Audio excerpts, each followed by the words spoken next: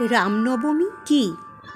রামনবমী হল সনাতন ধর্মের একটি অত্যন্ত পবিত্র উৎসব, যা ভগবান শ্রীরামচন্দ্র এর জন্মতিথি হিসেবেই পালিত হয়।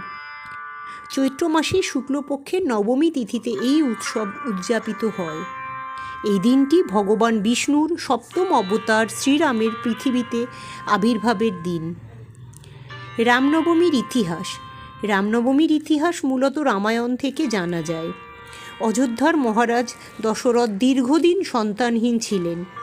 তিনি পুত্রলাভের জন্য যজ্ঞ করেন, যার নাম পুত্রকামেষ্টি যজ্ঞ। সেই যজ্ঞের ফলস্বরূপ রানী কৌশল্যার গর্ভে জন্ম নেন ভগবান শ্রীরাম। এই শুভ জন্মদিনই পরবর্তীতে রামনবমী হিসেবে পালিত হতে শুরু করে। শ্রীরাম ছিলেন ধর্ম, ন্যায় ও আদর্শ জীবনের প্রতীক। তাই তার জন্মদিনকে অত্যন্ত শ্রদ্ধার সঙ্গে স্মরণ করা হয়।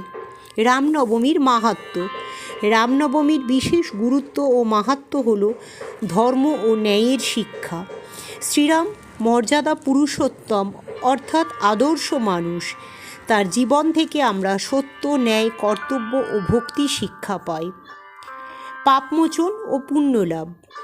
এই দিনে উপবাস, পূজা ও নাম সংকীর্তন করলে পাপ ক্ষয় হয় এবং পুণ্য লাভ হয়।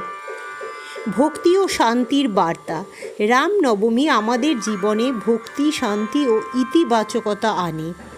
পারিবারিক ও সামাজিক ঐক্য। এই উৎসব পরিবার ও সমাজকে একত্র করে, আনন্দ ও ভক্তির মাধ্যমে সবাইকে যুক্ত করে। কিভাবে পালন করা হয় এই রামনবমী? উপবাস থাকা অর্থাৎ ব্রত পালন, রামায়ণ পাঠ ও কীর্তন, মন্দিরে পূজা ও আরতি, শ্রীরামের জন্ম মুহূর্তে বিশেষ প্রার্থনা ও প্রসাদ বিতরণ। সংক্ষিপ্তভাবে বলা যায়, রামনবমী শুধু একটি উৎসব নয়, এটি একটি শিক্ষা কিভাবে সৎ, ন্যায়পরায়ণ ও আদর্শ জীবন যাপন করতে হয়।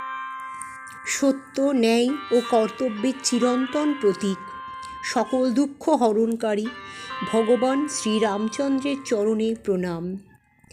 ভগবান শ্রীরামের আশীর্বাদে ভরে উঠুক প্রতিটি সকাল। সব দুঃখ দূর হোক, মনের সব ইচ্ছে পূরণ হোক। জীবনে আসুক শান্তি, সুখ আর সাফল্যের আলো। জয় শ্রীরাম। জয় শ্রীরাম।